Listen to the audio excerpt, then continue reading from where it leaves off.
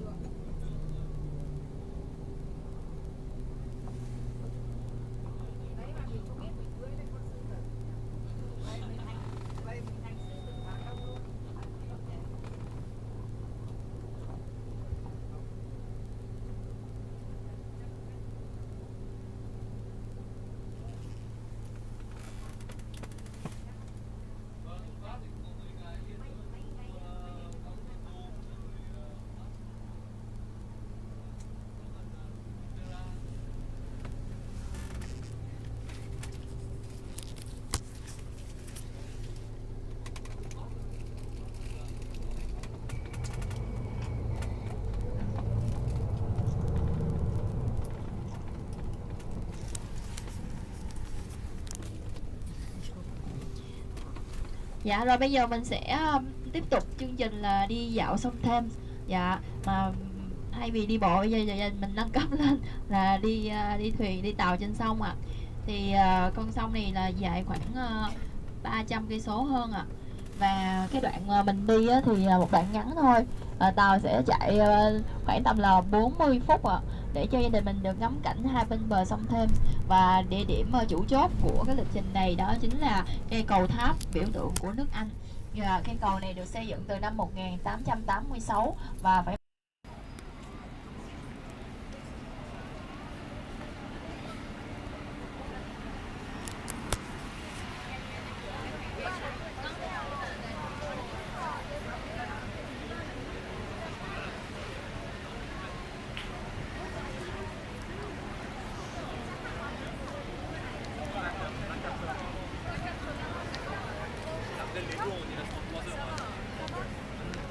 D'ici, on a 1 heure pour partir.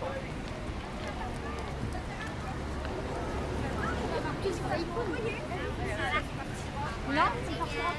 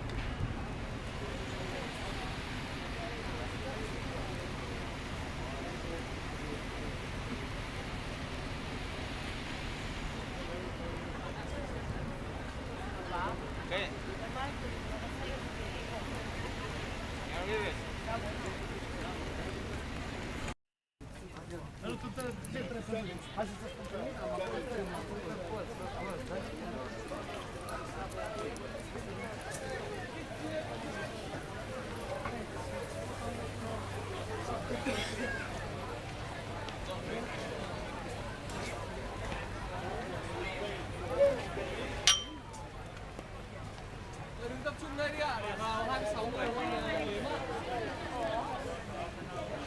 Mọi người đi xếp hàng cho con nhá, bởi vì mình sẽ đi vào theo hàng nhá. Hai người một hàng đầu. Hai người hàng rồi vô. Xếp hàng 2 người một ạ. 2 người một.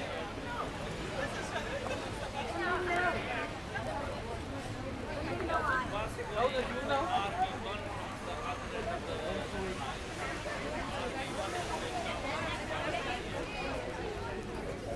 Còn thiếu ai không? Còn thiếu nhà chú Dũng đâu rồi?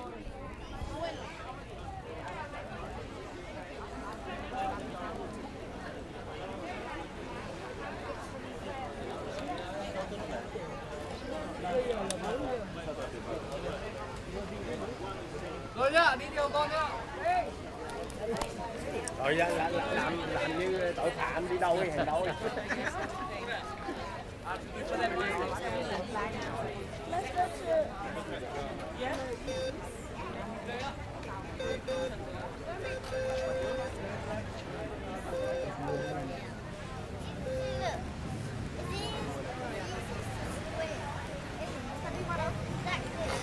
Xếp hàng cuốn chiếu, hàng qua đây luôn, cuốn chiếu qua đây luôn. Xếp hàng.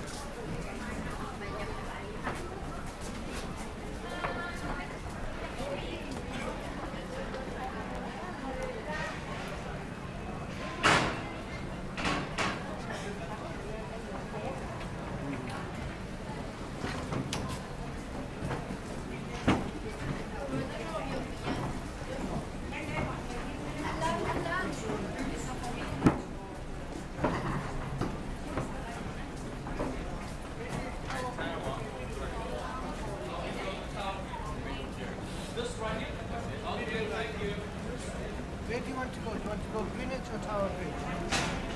Let's go to Tower Bridge. Trên pass lên lầu này đi.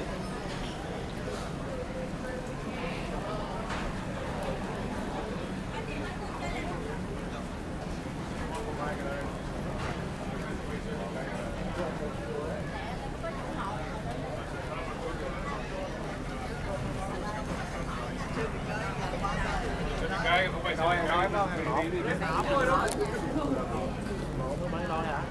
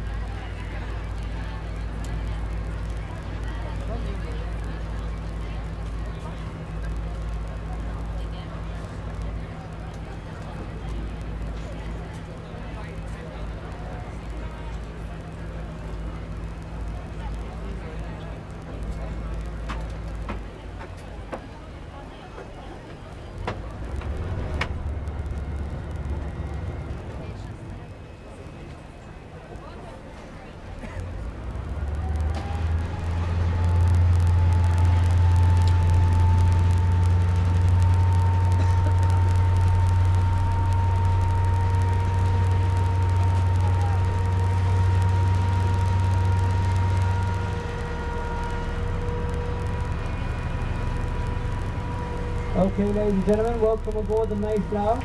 We are just going to make one more quick stop at the Waterloo or London Eye Pier. We're going to drop some people off, pick a few more people up, and then we'll be heading one way to the tower. One way to the tower. Thank you.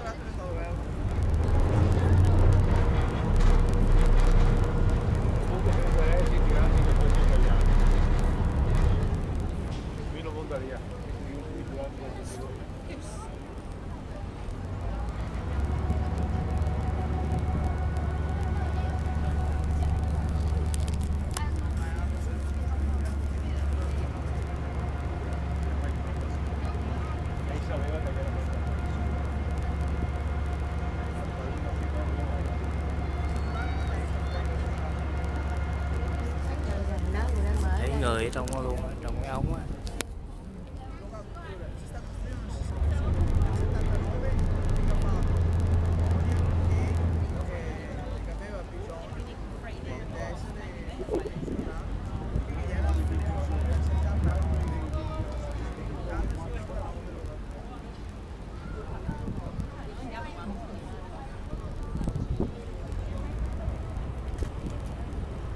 Chứ không nhiều gì ha.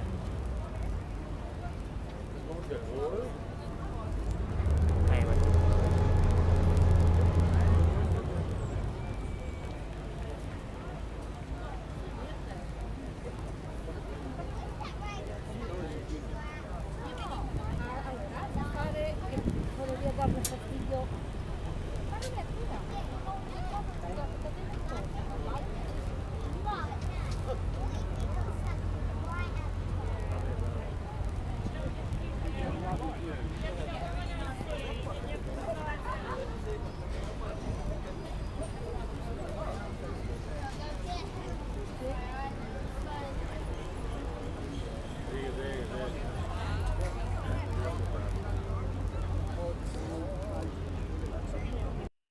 Bridge.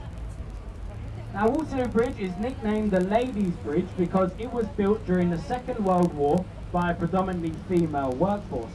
It's built out of a self-cleansing stone, so when it rains here in London, as we all know, is once or twice a year, it cleans the face of the bridge. However, the underbelly of the bridge remains relatively dirty, which is, as you can see, is very, very dirty.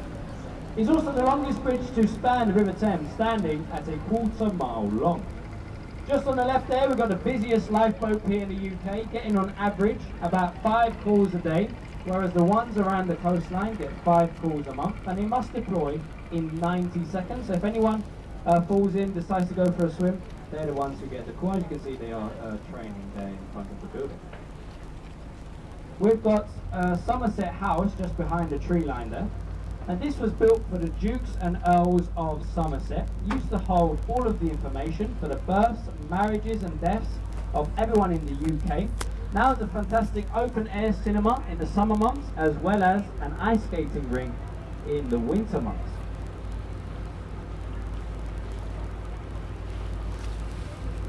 Now there's a barge coming up on the right hand side that always makes me giggle.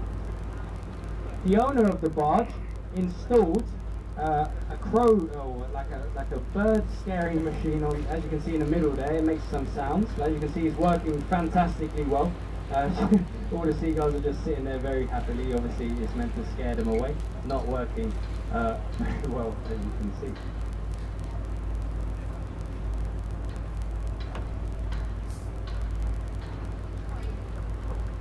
On the left we've got the HQS Wellington, the large white vessel. Now this used to be the flagship for the New Zealand Navy, however has now been donated to the Master Mariners, and it's a bit of a drinking club. Now in order to become a Master Mariner, you have to be a captain at sea for 25 years.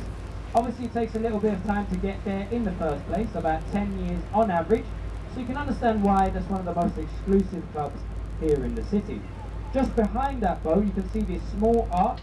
That is known as Temple Arch. That is letting us know that we have just left the city of Westminster and entered the city of London, one of the smallest capital cities in the world, standing at 1 square mile. Along the river wall on the left, you can see these small green lions' heads with the rings in their mouth. They are often mistaken for mooring rings for ships to tie up to. They are actually an early flood warning system for the police before the Thames barrier. If the lions are drinking, then London is sinking, was a rhyme taught to the officers at the time, whereby if the water ever reached the lion's mouth, they would have to evacuate the underground station. Now there's another rhyme we like to use here on the river. I must admit it is not as catchy. If the lion's manes are ducked, then London is well and truly flooded. Yeah, we're still working on that one, as I said. Give us time, we'll get there eventually. Now, if you do see any works going on along the river banks,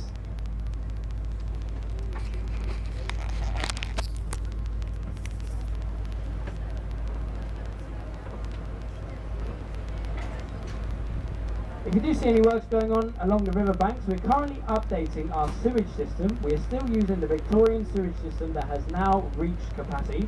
So it's a £5 billion project spanning 10 to 15 years, providing thousands of area of the Thames. One fell down, one burned down, one sunk into the mud, and one was sold to an American businessman who thought he was buying Tower Bridge ahead of us. The story goes that he walks him along the bridge, faced them in the direction we're going, and told, "This is the bridge you'll be buying." So you can imagine his face when he opened the box in Arizona. Cost him £1 million to do so. He didn't even get the right bridge and currently stands over Lake Havasu in the Arizona desert.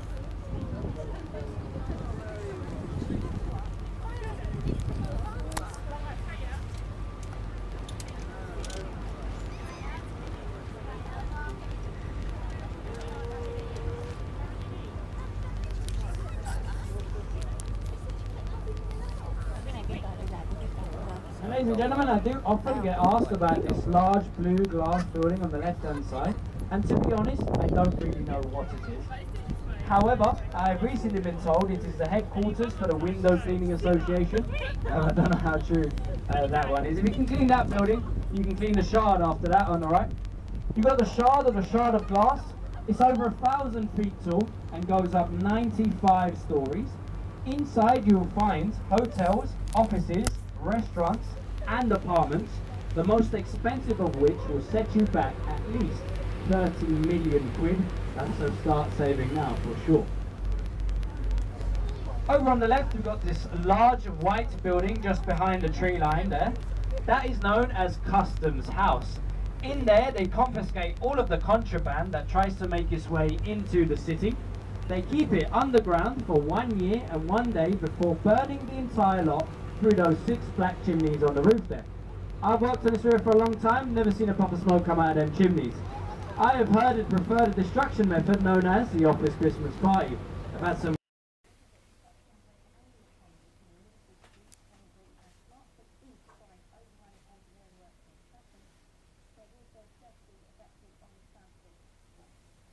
On the right hand campus town,